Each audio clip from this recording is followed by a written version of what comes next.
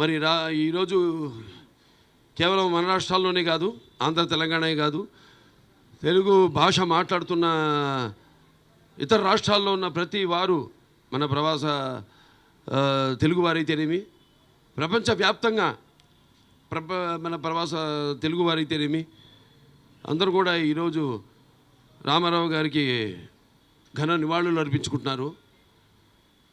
ముఖ్యంగా ఆయన తెలుగు జాతిలో పుట్టడం అనేది తెలుగు జాతి చేసుకున్న అదృష్టం అయితే, మనమందరం ఆయన పుట్టిన తెలుగు జాతిలో మనం కూడా పుట్టడం అనేది మనం చేసుకున్న అదృష్టం.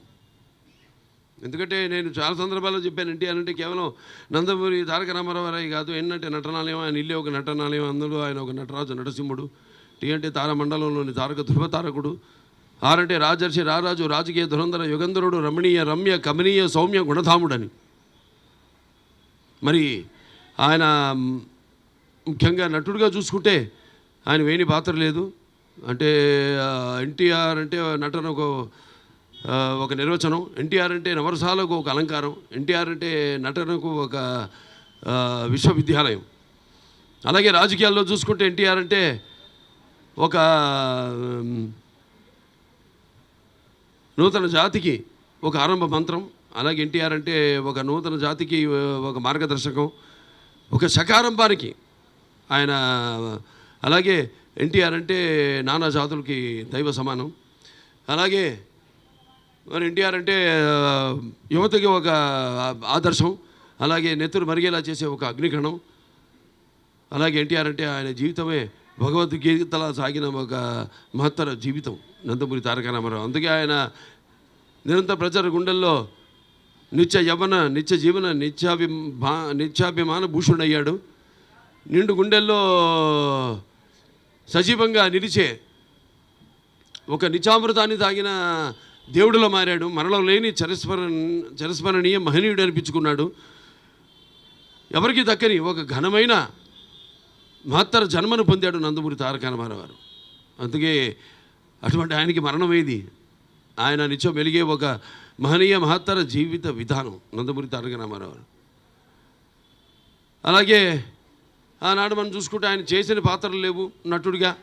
అక్కడ ఆయన పౌరాణికాలు, ఆయన నటిస్తుంటే పౌరాణికాలు ప్రాణం పోసుకున్నాయి, జానపదాలు జావలీలు పడ్డాయి, సాంఘికాలు సామరభజ గమనాలు అయ్యాయి. అలాగే పద్యం పొందనెక్కింది, పాట నాటు నేర్చింది. అలాగే కళామ తల్లి కలకలలాడింది, కన్నుల పండుగ చేసుకుంది, గలగల నవ్వింది. మన దేశంలోనే కదా, ప్రపంచంలో మనం ఎక్కడ వెతికి చూసినా కూడా అటువంటి నటధీరుడు, నటనలోని ప్రయోగాలు చేసిన నటనాచార్యుడు, అలాగే పరకాయ ప్రవేశం చేసి అడుగులో ఆ పాత్ర నింపుకుని నటనకు న్యాయం చేసిన మహానుభావుడు ఆయన అని నేనే కాదు, ప్రతి ఒక్కడు ఒప్పుకుని తీరుతారు. అటువంటిది ఆయన. మరి ఆనాడు కేవలం ఆయన మేము ముఖ్యంగా నిద్రపోతున్నప్పుడు కనేది కళ, కళ్ళు పూసుకున్నప్పుడు కనేది కళ, కళ్ళతో అభినయించేది కళ, నిద్రపోతున్నప్పుడు కనేది కళ, నిద్రపోతున్న సమాజాన్ని మేలుకొల్పేది కళ. ఆనాడు తెలుగుదేశం పార్టీని స్థాపించి, మరి తెలుగుదేశం పార్టీ పుట్టింది శ్రామికుడి చెమటలో నుంచి, కార్మికుడి కరిగిన కండరాల్లో నుంచి, రైతు కూలీల నెత్తురులోంచి, అలాగే నిరుపేదల కన్నీటిలోంచి, అలాగే కష్టజీవుల కంటి మంటల్లో నుంచి, అనార్థుల ఆక్రందనలో నుంచి పుట్టింది తెలుగుదేశం. ఆనాడు మరి ప్రతి తెలుగు బిడ్డ, ప్రతి తెలుగు గడ్డ, నేను తెలుగు వాడినని సగర్వంగా చెప్పుకునే దమ్ము, ధైర్యం, సత్తువ, ఆత్మవిశ్వాసం దానికి పదును పెట్టి నేను బయటికి లాక్కొచ్చి చూపే ధైర్యం ఇచ్చిన తెలుగు తేజం నందమూరి తారక రామారావు గారు. అలాగే మరి ఆయన ప్రతి తెలుగు బిడ్డ కూడా బొడ్డు కోయక ముందే ఒక రాజకీయ చైతన్యం తీసుకొచ్చిన మహానాయకుడు నందమూరి తారక రామారావు గారు.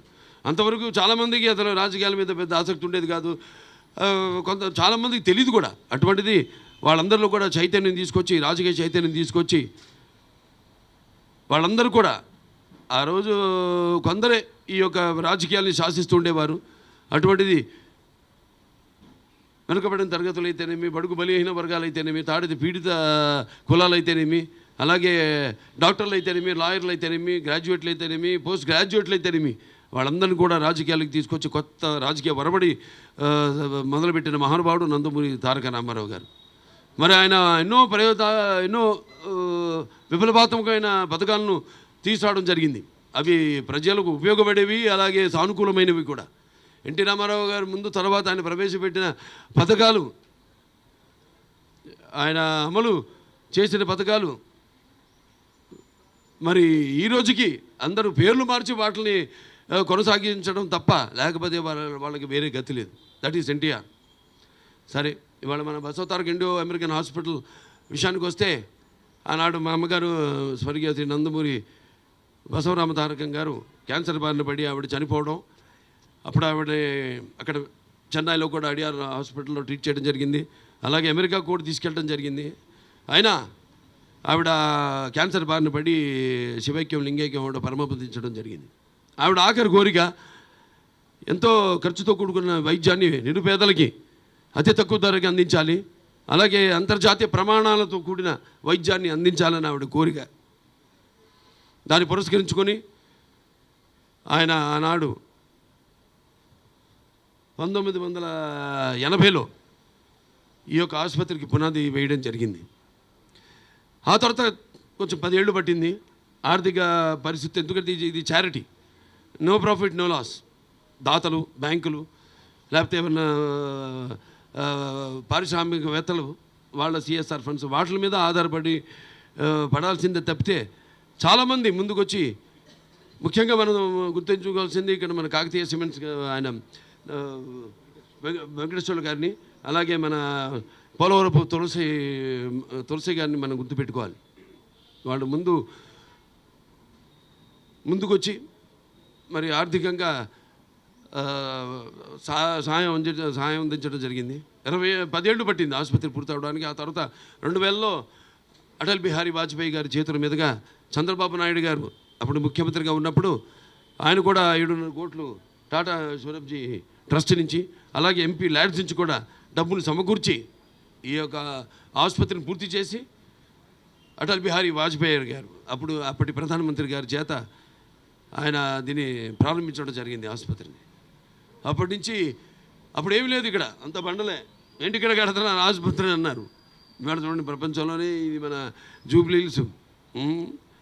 ఇవాళ ఎంత ఎంత పేరు ప్రతిష్టలు అంటే, ఎంత దినదినాభివృద్ధి చెంది ఈ ప్రాంతం అంతా కూడా ఇవాళ మనం చూస్తే అసలు ప్రపంచంలోనే అన్ని అంతర్జాతీయ మనం బాంబే కానివ్వండి, ఢిల్లీ కానివ్వండి, అన్నిటితో ధరల విషయంలో తులతూగుతుందంటే మరి ఆయన దూరదృష్టి ఆ రోజు అయింది. అలాగే ఈ ఆసుపత్రి, అలాగే నాకు ముందు చైర్మన్లు ఎంతోమంది, అలాగే నాకు ముందు బోర్డ్ ఆఫ్ మెంబర్స్ ఎంతోమంది ఈ యొక్క ఆసుపత్రి అభివృద్ధి కోసం ఎంతో కష్టపడ్డారు. వాళ్ళంతా కూడా వాళ్ళ శక్తి సామర్థ్యాలు, మేధాశక్తిని అయితేనేమి, ఆర్థిక శక్తిని అయితేనేమి అంతా ధారపోసారు. అలాగే ఇరు రాష్ట్రాల ప్రభుత్వాలు అయితేనేమి, లేకపోతే మా బ్యాంకర్స్ అయితేనేమి, అలాగే ప్రైవేట్ అండ్ పబ్లిక్ సెక్టర్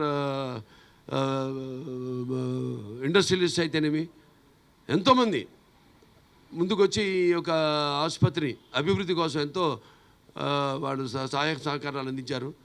అలాగే ఏదైతే అమ్మగారి కోరిక ఉందో ఆ అమ్మగారి కోరిక మేరకు తర్వాత నేను వాళ్ళకి 14 సంవత్సరాలు అవుతుంది చైర్మన్గా బాధ్యతలు తీసుకుని, మరి ఈ ఆసుపత్రి యొక్క అభివృద్ధి కోసం ఎప్పటికప్పుడు మాకు